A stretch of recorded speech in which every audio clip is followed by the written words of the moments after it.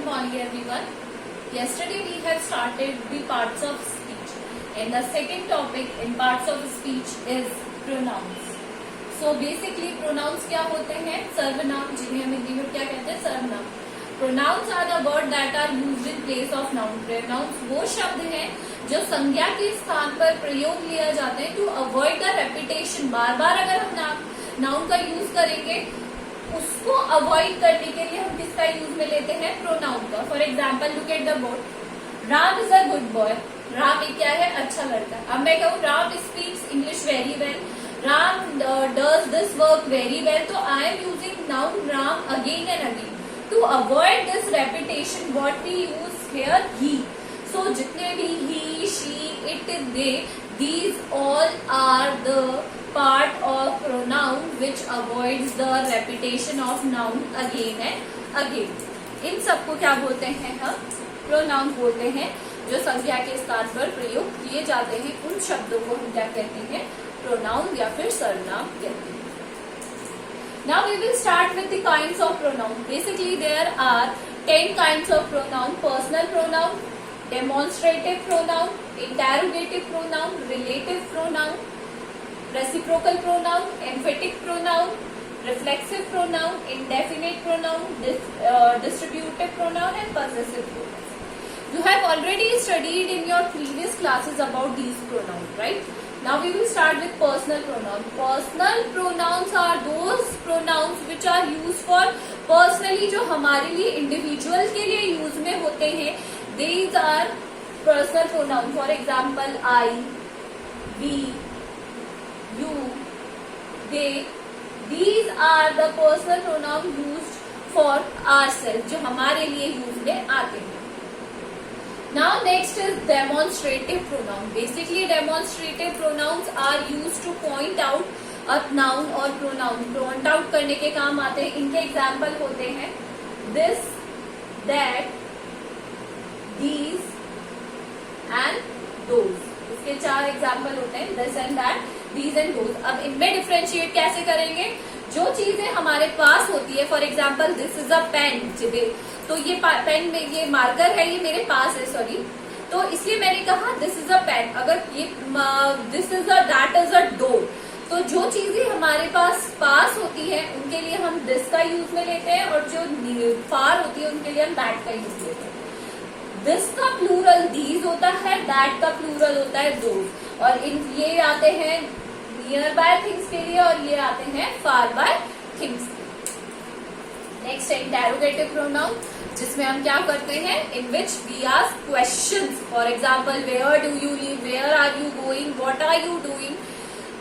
तो जितने भी WH फैमिली से स्टार्टेड है, where, what, who, etc. all comes under interrogative pronoun. Now the next is relative pronoun. Relative pronoun में जितने भी words हम use लेते हैं वो सारे WH फैमिली से ही relate होते हैं. But जो डिफरेंस इनमें ये होता है कि ये comes always after subject, ये subject की जगह लेते हैं. But relative pronoun में ये question पूछने के लिए भी काम में नहीं आते. They show the relation with the subject. For example, that is the boy who studied in my class. वो बॉय है जो मेरी क्लास में पढ़ता है, तो ये रिलेशन बता रहा है उसका. ये होते तो सेम इंटेरोगेटिव जैसे, but they are use to show relation with the noun. ये रिलेशन यूज में शो करते हैं नाउन के साथ. Next is reciprocal pronoun. These are use to sense the quality of noun in reciprocal. For example each other, we should distribute, we should cooperate each other. Each other हो गया, या फिर one another हो गया, each other हो गया, one another हो गया. That all comes under reciprocal pronoun. Each other हो गया, वन अनदर हो गया. इसमें क्या बताया जा रहा है? रेसिप्रोकेशन में बताया जा रहा है. Now the next is emphatic pronoun. और जो रिफ्लेक्सिव प्रोनाउन है ये एक जैसे ही होते हैं. जितने भी माई सेल्फ वाले होते हैं, सेल्फ जिसमें लगा होता है, self, ourself, himself, ये सब दोनों एक जैसे ही होते हैं. But the basic difference between emphatic pronoun and reflexive pronoun is कि एम्फेटिक प्रोनाउन में एम्फेसिस दिया जाता है और रिफ्लेक्सिव प्रोनाउन में जो रिसीवर होता है एक्शन का, दैट इज सब्जेक्ट. एक एग्जांपल देखते हैं. I locked myself in the I myself lock the door, मैंने खुद ने ही क्या लॉक किया है, डोर को क्या किया, लॉक किया है। अब आई लॉक द डोर या I myself lock the door, इससे सेंटेंस में कोई फर्क नहीं पड़ता है। बेसिकली क्या होता है, उसमें कोई फर्क नहीं पड़ता है, बस क्या फर्क पड़ा उसमें कि मैंने ही उसको क्या किया है, डोर को लॉक किया है, माई सेल्फ हो नहीं हो, सिर्फ उसमें एम्फेसिस दिया हुआ है, तो that comes under emphatic pronoun. और रिफ्लेक्सिव प्रोनाउन में जो रिसीवर होता है वो कौन होता है, सब्जेक्ट होता है। For example, you yourself help the poor, मतलब आपने खुद ने ही पुअर की क्या करी है, हेल्प करी है। So this is the different basic difference between emphatic and reflexive. Next is indefinite pronoun. जिन भी चीजों के बारे में हमें पता नहीं होता है, for example somebody had stolen my book, किसी ने मेरी बुक चुरा ली। अब ये डेफिनेट नहीं है कि किसने चुराई है, but I am not sure, so these comes under indefinite pronoun, जिनके बारे में हमें पता नहीं होता, जैसे somebody, nobody, anyone, they all comes under indefinite pronoun. Next is distributive pronoun. Distribution करना मतलब सब में बांटना, बेसिकली डिस्ट्रीब्यूशन का मतलब यही होता है।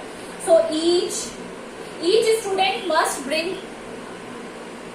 a 5 rupee note और a 10 rupee note tomorrow. सबको क्या लाना है, 10 rupee note लाना है। तो मैं यहाँ किसी एक जने को नहीं कह रही हूँ कि पर्टिकुलरली मैंने ईच एंड एवरी मतलब डिस्ट्रीब्यूशन कर दिया है, each and every one other, सब ये किसके अंदर आते हैं, डिस्ट्रीब्यूटिव प्रोनाउन के अंदर आते हैं, जिसमें हम बेसिकली किसके बारे में बात करते हैं, डिस्ट्रीब्यूशन ऑफ द ग्रुप।